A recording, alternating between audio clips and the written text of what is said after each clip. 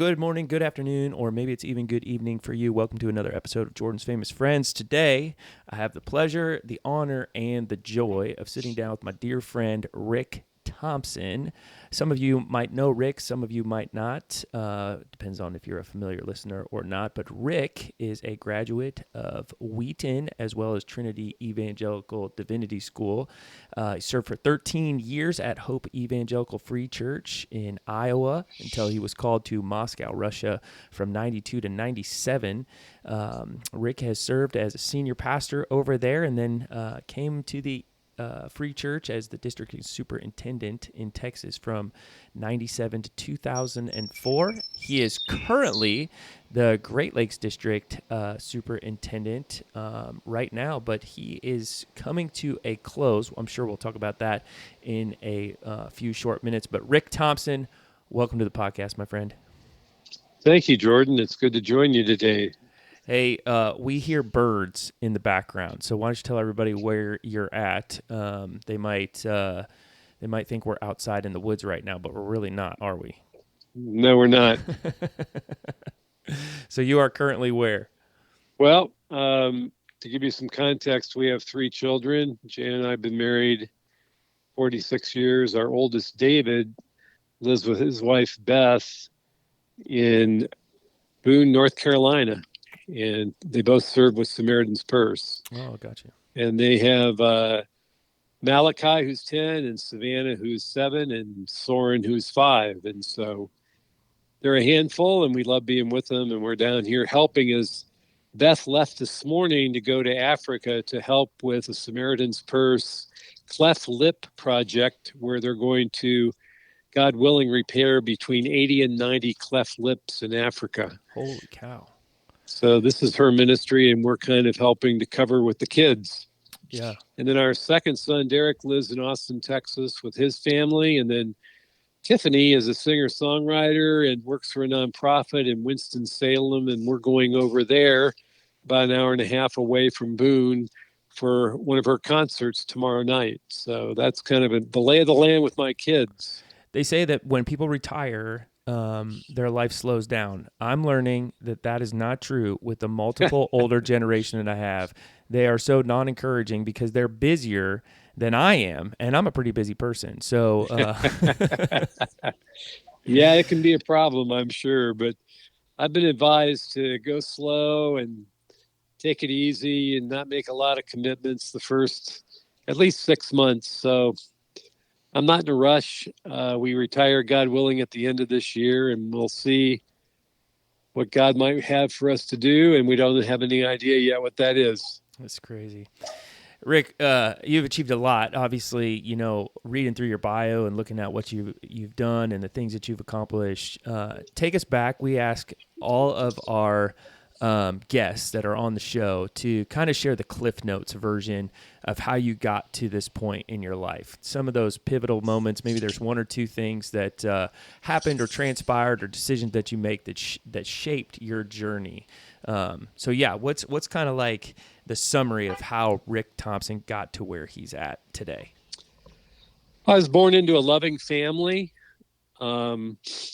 A father and mother who loved me, a dad who empowered me. My dad died early in his 50s, trusted Christ just before he passed. My mom died in her 90s. And so I have a sibling, Jeff, a sibling, Linda, and we're very close. In fact, Jeff and I just wrote a book together called Matthew's Messiah that looks at the prophecies of the Old Testament that were fulfilled uniquely in Jesus of Nazareth.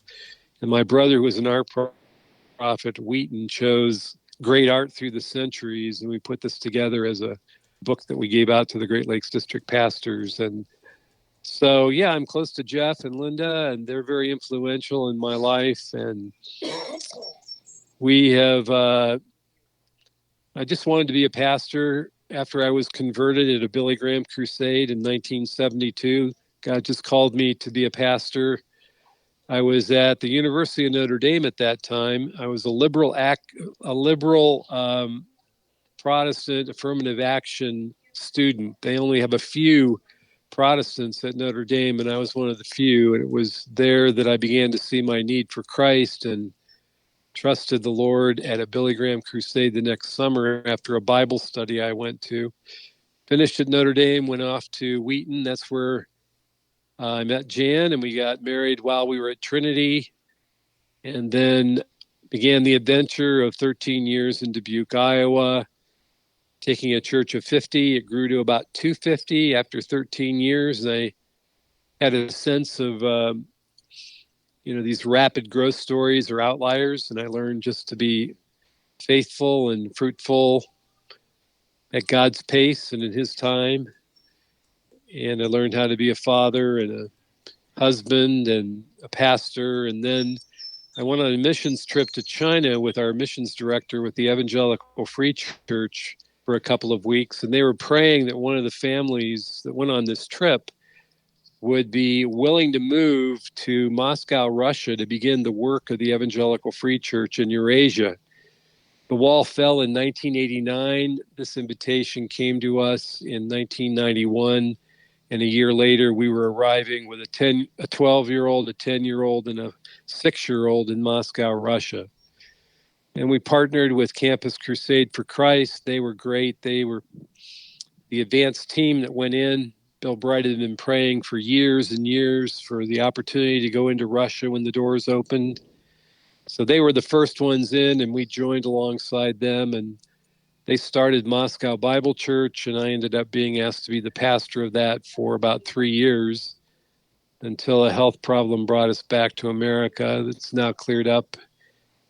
And the door God opened was for me to be a superintendent in Texas with the Evangelical Free Church.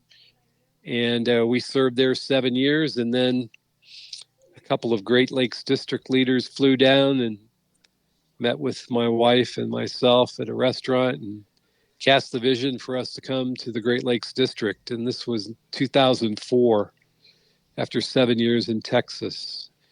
So my whole family was in the Wheaton area. My brother taught at Wheaton, and all 3 of our kids went to Wheaton College. So that was kind of ground zero for us. And my mother lived in the area. Jan's family lived in the Cincinnati area. So we were grateful that God opened that door, and we have been now in West Chicago, Illinois for 20 years. So the question on the table is, are you a Cubs fan or a White Sox fan? Yeah, Cubbies, WGN, isolated out in Iowa. Yeah, my son he's off the charts as a Cub fan because of WGN. So many experiences, so much influence.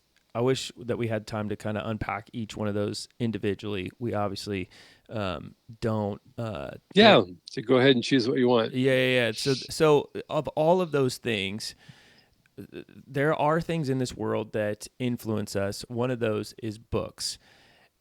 Books often have huge, profound impact on our lives. With all of those things that you talked about, are there any books or authors that influenced you in that journey or are influencing you currently, playing that role in shaping your perspective and guiding you along that path? Well, when I was a pastor for 13 years in Iowa, I kind of overdid it. And I would read like 15 commentaries for every Sunday morning sermon. And looking back, I'm not sure why I did that. I think partly it was insecurity, and partly it was I was just hungry to find a nugget that would be good for the congregation. And my favorite book in going through the patriarchs was a book called Hebrew Ideals by James Strachan. So that book really influenced me. It's character studies on the patriarchs.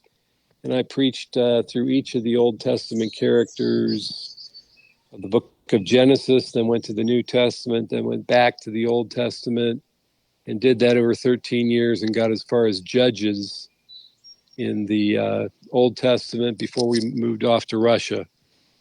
And then I did a number of New Testament books. And, Chuck Swindoll is a big influence on the radio and his books. And Probably one of the biggest influences too is my wife grew up under the ministry of Warren Wiersbe in northern Kentucky before he went to Moody Church and then on to Back to the Bible.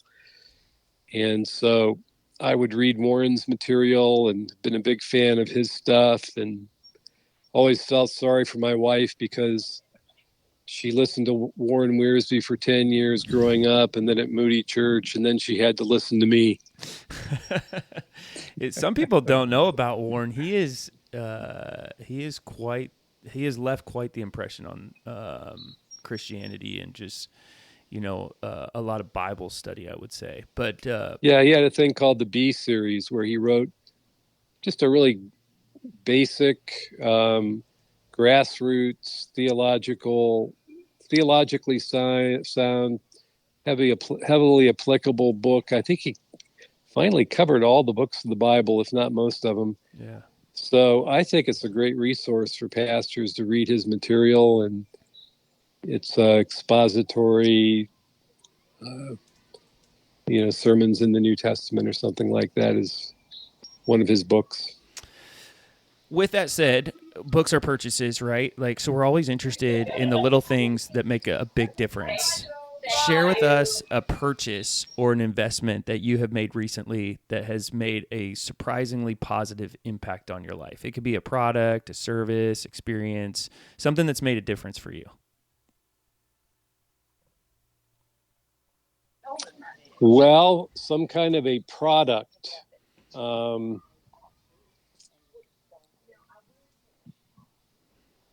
Boy, that's an interesting question. I hadn't thought about that. Well, I am diabetic, type 2 diabetic.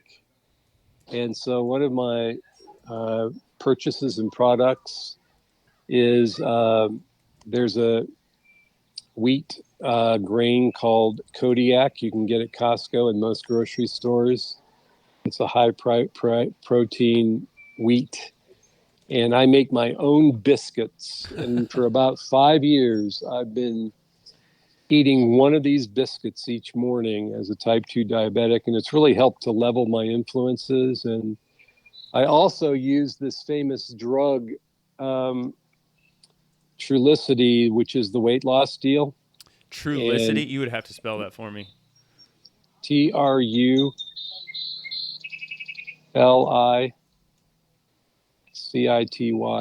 Trulicity. I've never heard of that. Well, you've probably seen all these advertisements for these weight loss drugs, Ozempic and all that kind of stuff. These were originally released for diabetics, and I've been on it for about 5 years, and it really has helped me to lose weight. I've probably lost 20 pounds, and I'm kind of getting almost too skinny, and so I just recently went off of it. I'm experimenting with whether I need it anymore. But in terms of products, Trulicity as a type 2 diabetic, and my Kodiak muffins. Kodiak. Are they good? Are the muffins any good or no? Yeah, there's instructions on the back, and you mix in all kinds of products. It gives you the instructions on the back of the box, and they're not real big, and they really satisfy me for a couple hours. And so, in terms of a product, it's one of my favorite things. How do you spell the cardiac? It's Kodiak, as in a Kodiak bear. So like Kodiac, I think it is. Kodiak. Wheat Kodiak. I've never even heard of that. Huh. Interesting. Yeah, take a look in the wheat pancake flour section of your grocery store. You'll see it. Yeah. Moving away from purchases, away from books a little bit, and into the topic of failure. Failure is often a stepping stone for success. Tell us about a time when you faced a failure or a setback and how you overcame it. Like, what did you learn from that experience, and how did it shape your journey moving forward? Well, let's see. Probably the first, I don't know if you'd call it a failure or a setback, was when my wife had cataract lens implant surgery at Wheaton Eye Clinic, and her face overreacted and she developed a swelling. and that walked away. We'd been in Russia for about 2 years, and she had this swelling and then periodic headaches. So we just couldn't figure out what was going on. And so finally, after another couple of years, we had to come back off the mission field. And that was a very pivotal time because we had planned to be there for a long time. And so we ended up being there for about 5 years. But in the long run, I saw that really worked together for good, because I now coach the pastor of Moscow Bible Church, who was my interpreter and translator way back 25 years ago. And we've had a relationship that's very close all these years. And he's now the pastor. We interact all the time. And he's Russian, and the church is fully Russian. And if I had hung around, I'm not sure it would be nearly as healthy as it is now. So that difficulty, turned out to be in the long run a blessing, although it took a while. Sure. Because they had a series of pastors who disconnected, and it was a tough time for the church, but now they're really thriving. The other one, I guess, would be when I came to the Great Lakes District, we had regional superintendents, guys like Chuck Warren, you know him. Yeah. And we had 4 regional superintendents. And it was a brilliant move by the leadership of the Great Lakes District to move away from everything being on the back of one superintendent and, decentralize into regional superintendents. And then I've continued to decentralize into what we call area superintendents. And so we have men in ministry who are serving between 10 and 15 churches. We have people that have up to, I think Colin Seitz has the most at 33. He's in Indiana. You know Colin well. Yep. So that was a difficult transition, though, because when I came in, our regional superintendents, 3 of the 4 were paid at a full-time salary, even though they were in their 70s. And the first thing that happened within 6 months is I lost 10% of my salary, because in essence, we were overstaffed, and it took about 5 years to work through that issue. And now it's really a very fulfilling, probably the most fulfilling part of my job is the 7 area superintendents we have. Some serve, like Colin, 30 churches plus. And we have a new guy, Stephen McCausland in Chicago, who's serving 30 churches. And then we have some like Mark Ballmer. He went to be the pastor of Iowa City in Iowa, of the Free Church there, but wanted to continue to lead the ministerial in the Quad Cities. So he continues to do that because he loves it so much. And so it took time to get it all kind of aligned, and but now it's really in good shape. And we have a conference call, which I think is our secret sauce, on Friday mornings at 9:00, almost every week through the school year, then every other week in the summer. And Brett Gleason, our church multiplication director, joins us, and the area superintendents join as they're able. And we talk about what's going on in our families, and pray for each other, and talk about what's going on in our churches, and pray for the churches. And so, I think it was John Piper who said that great ministry is not based on management, it's based on prayer. And so this is one of our ways of really praying for each other and praying for the churches, and gives me a sense of the oversight of what's going on across our nearly 200 churches. With that said, and everything that you've been through, a lot of times people have like what we call like a go-to message to the world. Like it's one thing that constantly comes up over and over again from all of those experiences. what would you say yours is, Rick? Like, what would you say your go-to message that you've lived by is and strive to impart to other people? Well, I'm committed to the local church, and I think it's an interesting question to ask people which local church is your favorite in the New Testament. And hands down, mine is the Church of Antioch. And so for probably 25 years, I have a message that I give on the Church of Antioch as a healthy church that, was evangelistic at the beginning. They crossed barriers to lead people to the Lord, and then they were intentional in their disciple making. They were empowering in their leadership as Paul went to, or rather Barnabas went to Tarsus to get Paul and bring him onto the team.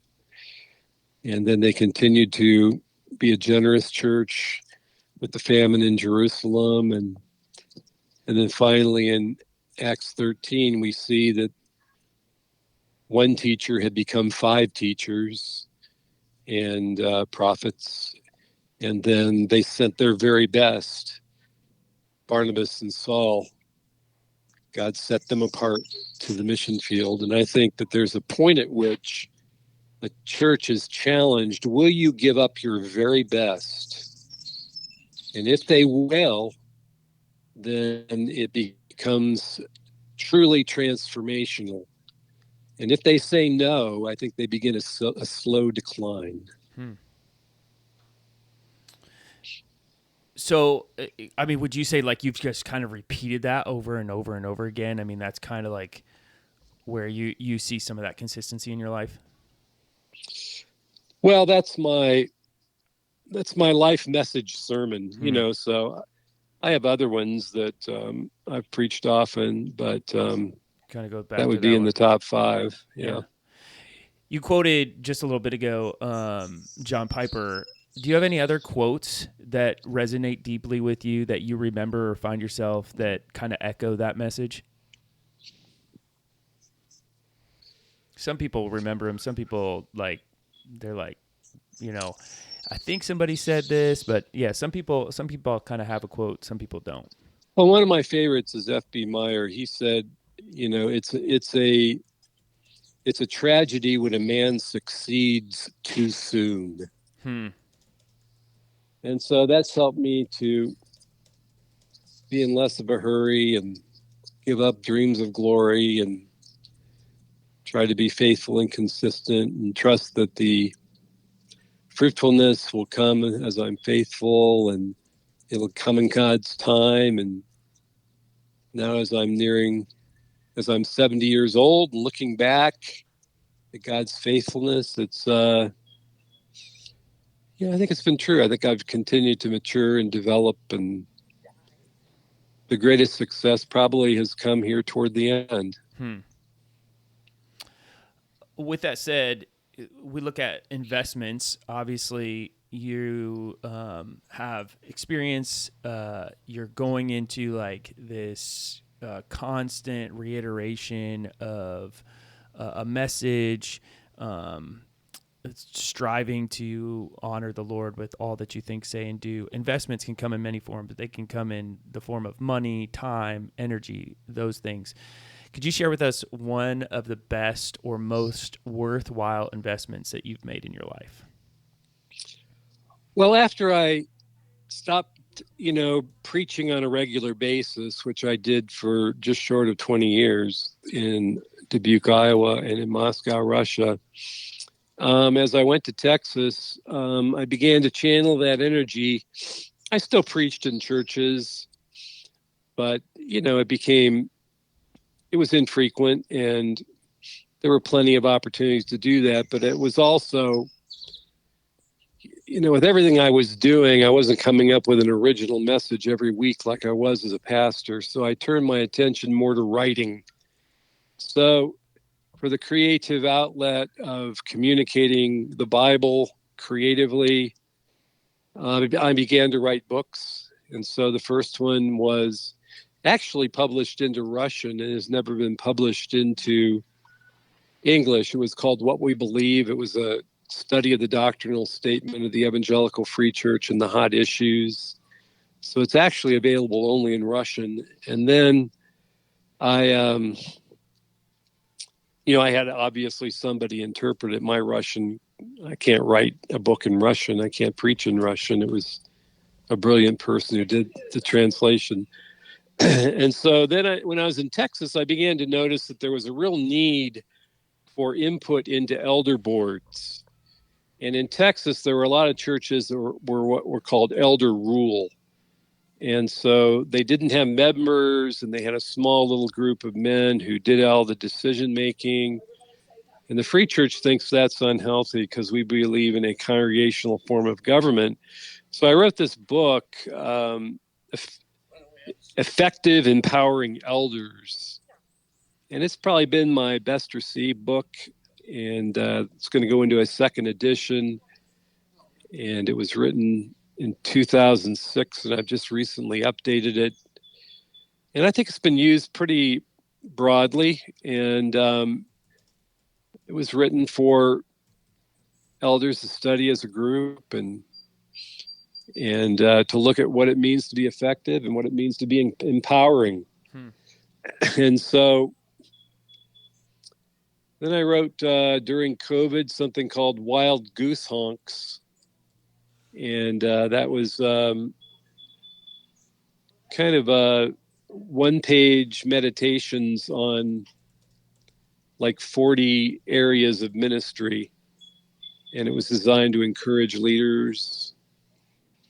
And then I wrote a book actually during COVID too, when there were no appointments and I had time. I wrote this book called Pivot. And it's coming out, and it's going to be given at the district conference on an A to Z look at significant pivots we need to make into transformational paths. So that's been a labor of love. Rick, you've talked about your books a couple of times. Is there like a centralized location where all those books are, or are they kind of just like where people could pick them up, or are they kind of just sporadic around the internet? They are. You can locate those through Next Step Resources. That used to be the official arm of the EFCA in Minneapolis. Aaron Uran is the guy who directs it. You can Google Next Step Resources, and you can order these books from him. Okay. Yeah. Yeah, I just want to make sure, because if people are, if people are curious and they're listening in and like, man, where do I get those at? Sometimes people are on Amazon. Sometimes, books are offered in other locations. So we want to make sure. Yeah, I'm not on Amazon. I don't know if there are probably some resales on Amazon, but. Sure. Yeah. All right. Moving to maybe a little bit of a lighter side. We ask everybody who's on the show, what is an unusual habit or an absolutely absurd thing that you love?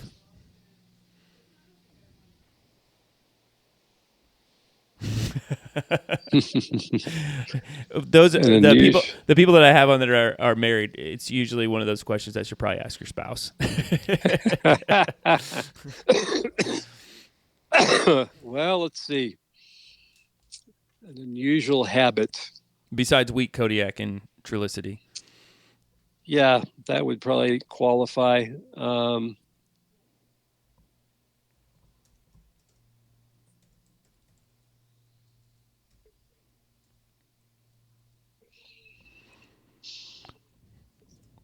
Well, probably an unusual habit that I have is that I have a drive toward missions. And I mentioned that I talk not every month, but often to the pastor of Moscow Bible Church. And I guess it's an unusual habit that I've taken multiple trips around the world through Samaritan's Purse. They used to have a ministry team for people to go and serve their staff around the world. And I've been to multiple countries working with Samaritan's Purse. And that team no longer exists. So I don't think that's going to continue to be an opportunity. So I guess missions is an unusual habit. Then we created something called Joshua Team in Europe. And Scott Yoder, your friend up in Crossroads joined in on that, and we created a pastor and wife retreat in Europe for Eastern European evangelical free churches that hadn't even met each other. And we began to meet once a year in a pastor wife retreat, usually in Prague or Berlin. And so I guess that's an unusual habit. Most people don't stay motivated into that. Yeah, for sure. Change is constant. Growth often comes from adopting new behaviors or habits or things like that. Share with us something new that you have incorporated into your life recently that has had a massive positive impact.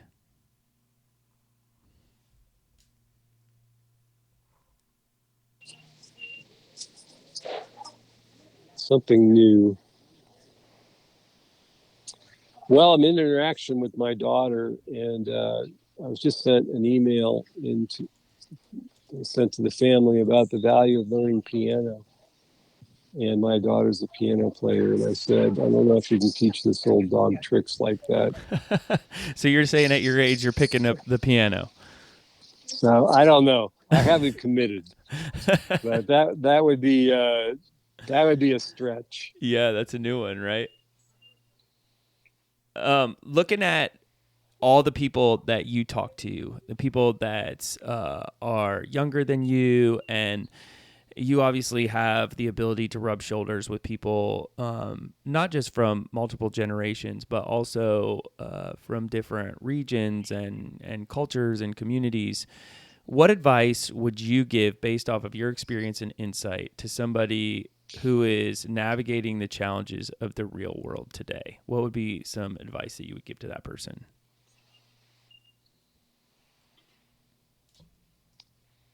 Well, I think that one of the valuable things for me is that I think Proverbs is full of the importance of getting counsel and being open to rebuke.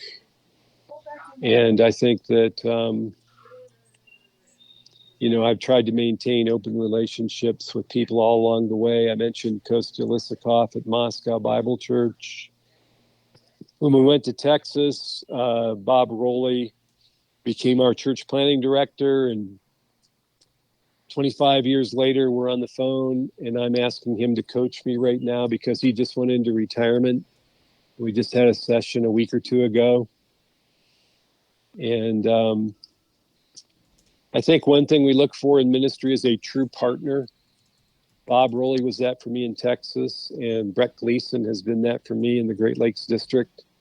Someone that we can be open, honest with, share our ideas, not only our ideas, but our feelings, and just be very open.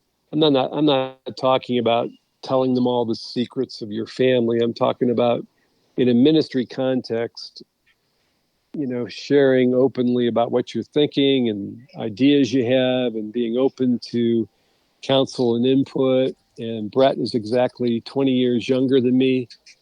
So I think that that's a very healthy thing to do it with someone who's a generation younger. And then, of course, Newt Larson, Newt, he's been such a fabulous blessing to all of our churches as someone I think he's in his 80s now, and I'm just into my 70s. So yeah, that multi-generational effort. Newt just actually preached, and it's amazing to me because he is one of those guys that you look at and you think he preached at Community Gospel, and it's one of those things that you look at and you think there's no way he is the age that he is. Yeah, it is amazing. He's in great shape. On the flip side of giving people advice, what's some advice that people should ignore? Is there any advice or beliefs that you think people should call into question? Yeah, I think one thing I just ignored this week was somebody trying to rope me into publicizing something that could be interpreted as being either pro-Republican or pro-Democrat, and putting it out through the GLD. And so I refused that opportunity, but I gave them an avenue. you can secure a directory of all the evangelical free churches in America. And so if you want to send something, you can purchase from them a directory, and you can have the name of every church, and you can do a mass mailing. And I think that that's been done for good and for bad. And but I have a Romans 14 view of disputable issues that Paul says, accept one another. Republicans need to accept Democrats and vice versa, and then let everybody be fully convinced in their own mind. And then finally, at the end of the chapter, he talks about not putting a stumbling block in somebody's way. And I interpret that in the context to mean don't try to force somebody into your viewpoint by saying that they're not a good Christian if they don't take on your conviction. So I think that's one of the crossroads for a church. Can you move from absolute unity in Romans 1 to 13, which are the essentials of the faith? It's the constitution of Christianity. But then Paul pivots into disputable issues. And that's a pivot that churches either make or they fail to make. One of my favorite examples is we had a church in Texas when I was there that they were a Christian school church. Somebody came into the church service with 70 people one day and dropped in a check into the offering plate for $400,000. And so they built a Christian school, but over time, if you didn't send your kids to that Christian school, then you were persona non grata, and you really weren't welcome in that church. So God had a sense of humor. He sent somebody to be their next pastor when that pastor left, and they were committed to having their kids in the public schools. And that's an example of what I think is a Romans 14 issue, the choice of school that families make. Yeah, for sure. What about like bad recommendations? Is there things that you hear with what you do, an area of expertise that come across that you're like, don't do that, or I wouldn't recommend that?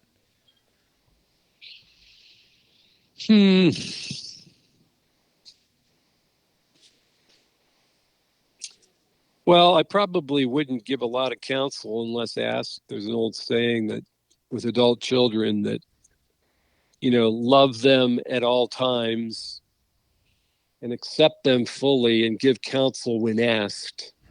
So it's kind of a non-essential area, a Romans 14, and people are trying to figure it out, then I wouldn't be one that's quick to give,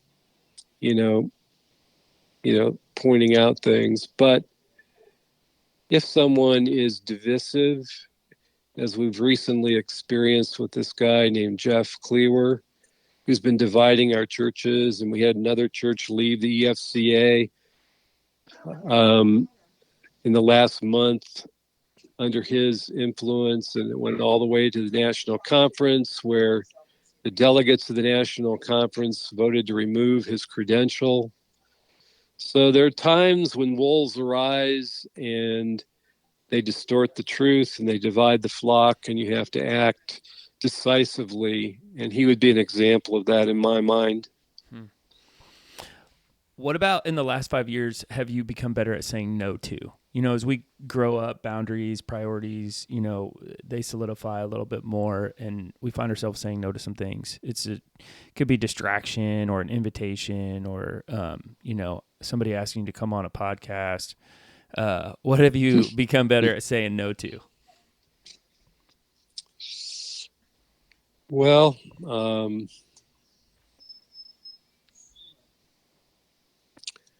probably better at saying no to getting involved in a conflict not my own. One of the things that you have to be careful of in district ministries is you get letters from individual people and their nose has been out of shape, and Sometimes, for example, it's over the dismissal of a beloved staff member, and they think that they can appeal to the district to intervene in that local church. And so we've maintained a discipline that, if there's a violation doctrinally, and we're involved with churches through recovery, if there's immorality, but if it's something like that where the elders have decided to move on from a staff person, then I would counsel an individual to follow a Matthew 18 process of sharing their concern with key leaders, taking somebody along with them to support them and to lend objectivity to the situation, and then meet with the elders. And as a last resort, in an evangelical free church, you can do what we call appeal to Caesar. You can appeal it to the congregation, but that's a very difficult thing to do. And usually when you're flying in the face of elders, that doesn't go very far. Sure.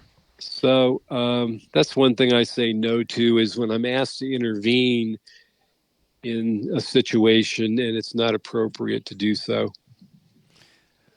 What about with everything that you do when you feel overwhelmed or unfocused? What do you do? How do you regain focus and clarity in those times? Well, I've had a practice for almost 50 years of reading at least one chapter of the Bible every day. And if I miss a day or two, then I make it up. So I really try to maintain a time of reading scripture and meditating and praying through a prayer list. And, I'll miss days, but I think that time alone used to be called the quiet time. I think that really helps in that direction. And then just listening to my wife, I think the biggest help for me in saying, that's too much, is her input that comes to me.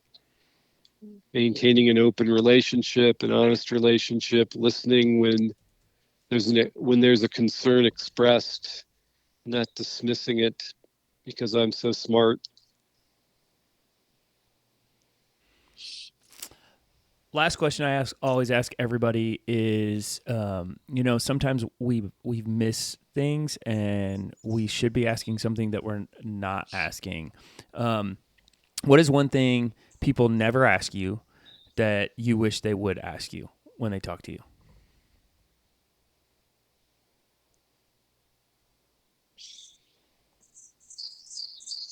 Well, you did it today. I think an important thing to do, and I wouldn't say that people never do this unless they just really are kind of out of tune with humanity, is I think you start a new relationship. My favorite question is, in 3 minutes, tell me your story.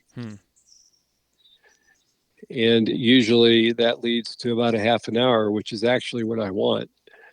And so I think sharing our stories with one another and taking the time to do that, and the easiest time to do that is at the beginning of a relationship, but then to continue to do that where we're asking questions that people can share what's going on. Proverbs says a plan and the heart of a man is like deep water, and a man of understanding draws it out. So I think you do that by skillful questions and by listening, and that's really the basis of effective leadership. Yeah, it feels like so oftentimes people are looking for space to reply instead of just, listen and acquire what somebody else has to say. Yeah. Yeah, which is really hard. Well, Rick, man, you made it to the end of the list. I thank you so much for sharing your insights and your experiences. Like I said, it's been an honor and a privilege and a joy to get to know you and just have the opportunity to spend the time that we have spent together and just talking about the things that we talked about today, and now being able to take that information and put it into other people's hands. Before we wrap up, anything else you want to share with anyone or current projects that you're working on that need mentioned? Oh, I encourage everybody to come, if they're in the Evangelical Free Church, to come to the final district conference that I will participate in, and the vote will be made on Brett Gleason, yes or no, as to whether he'll be the next superintendent. And that's October 14, 15 at the Wheaton campus of the Compass Church.